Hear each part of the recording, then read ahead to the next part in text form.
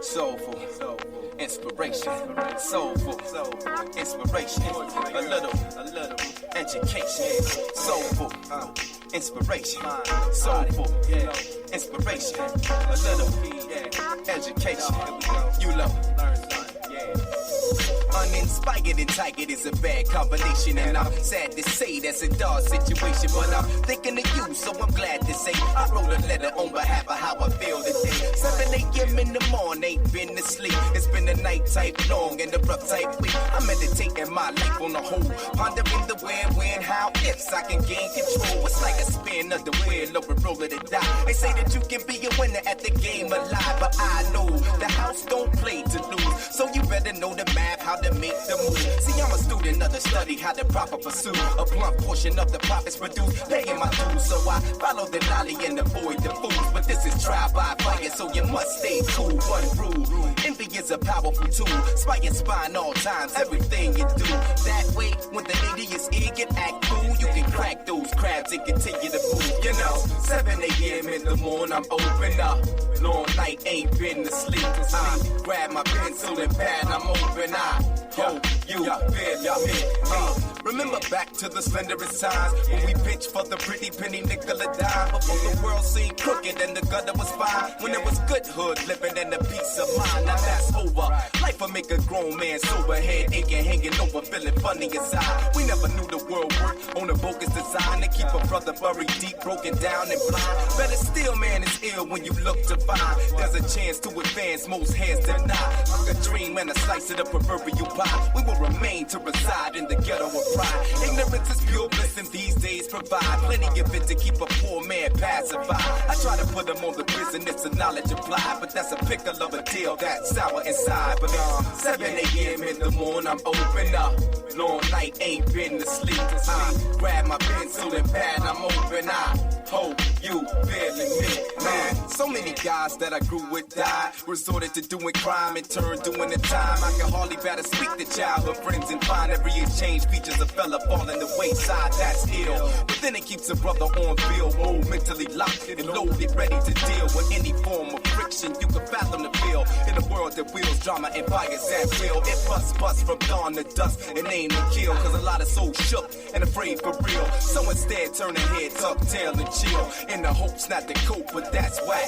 See, you and I are like a different breed, and we bring to the balance such a desperate need. The eagerness to elevate and evolve the scene. A better space, a better time indeed. Sincerely.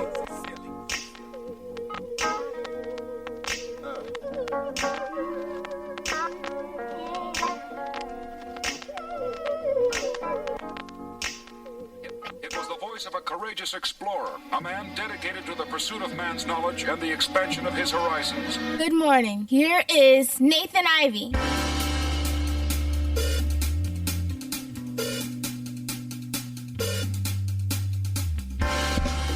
I want to jump in early this morning. Welcome back. Just a few minutes after 7 a.m. in the Queen City.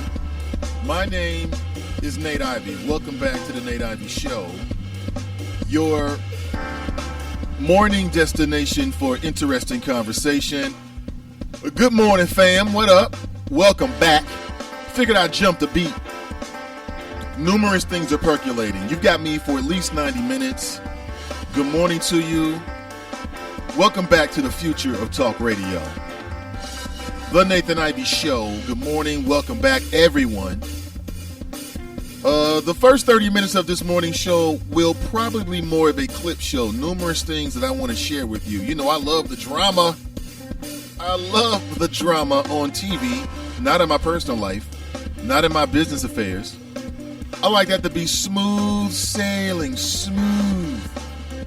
Good morning. Welcome back.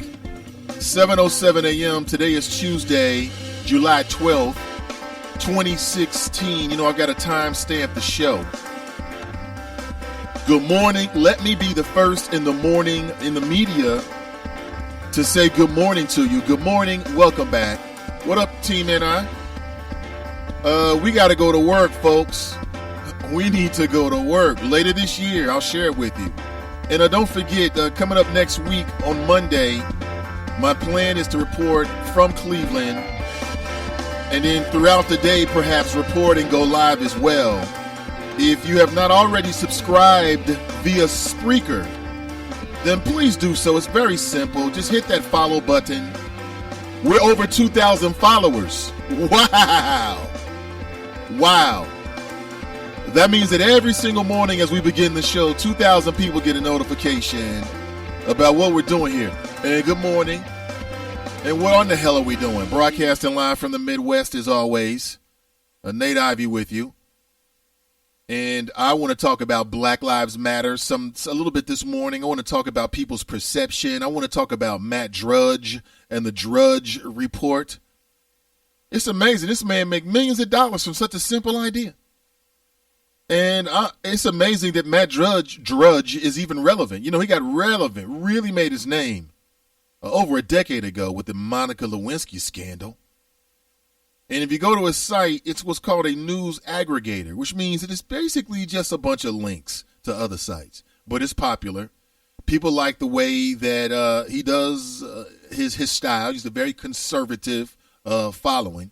And they've fallen out with Matt Drudge because right after the massacre in Dallas, he had a headline, and again, I go to the Drudge Report at least daily because I want to know what's going on.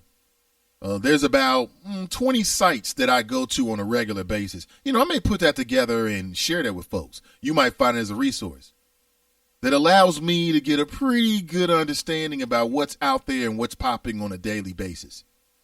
And some of these sites I've shared with you via the multiple links on my Facebook page. I'm very, very active, sometimes more active than others. I don't know about you, even folks in the media. Sometimes you just need a break on the social media. I mean, what emoji is there for that? Where you just want to politely tell someone on Facebook that you're really doing too much, boo. You're doing too much, boo. Too many pictures, too much this, too much that. I've had to tell people that before. People, you know, within my circle, and it doesn't always go well because people they feel as if those Facebook profiles are very personal, like that's an extension of their personality.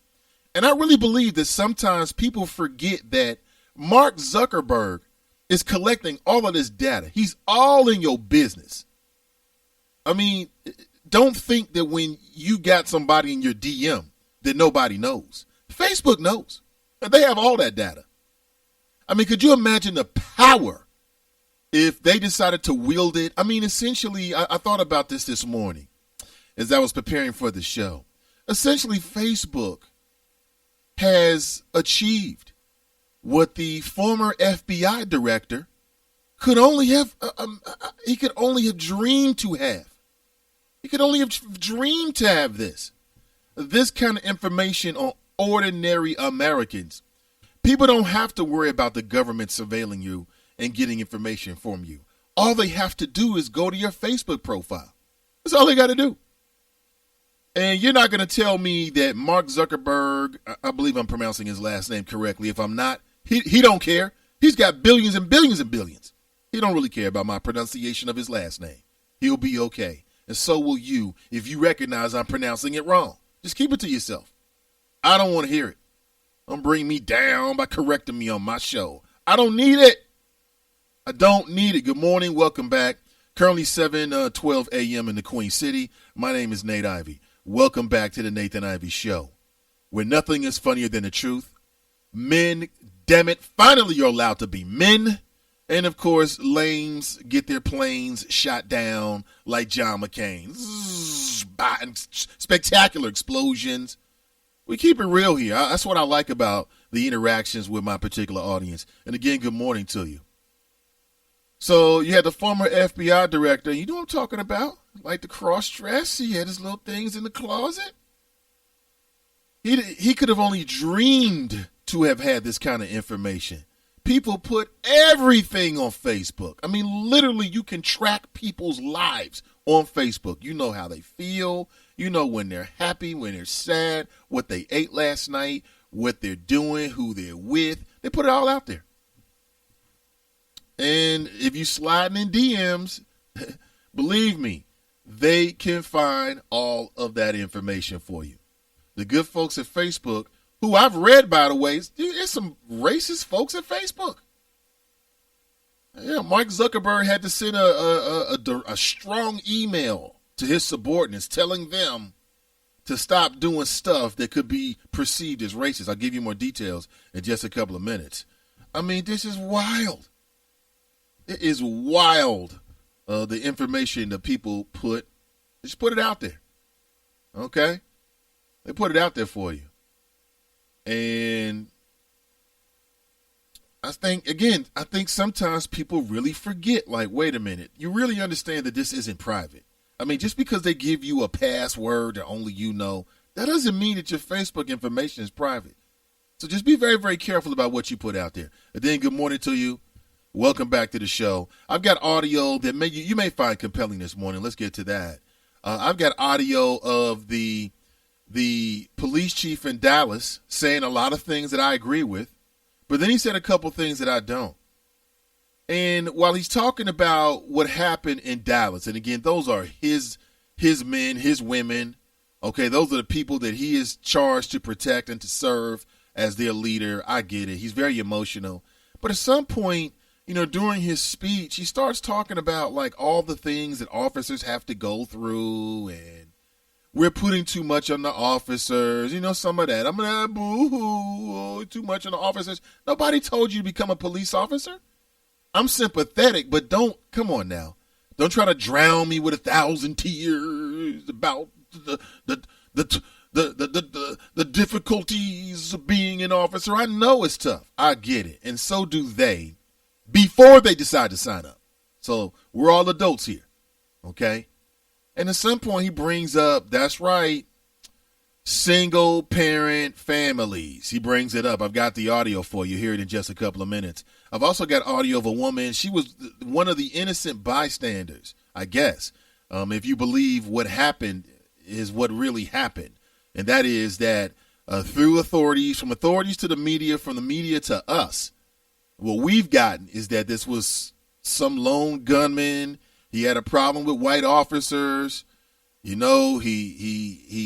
was trained by the Army Reserves. And then we found out that they used a robot to kill him, which I believe is a bad precedent, by the way. No one's talking about it. These damn drones.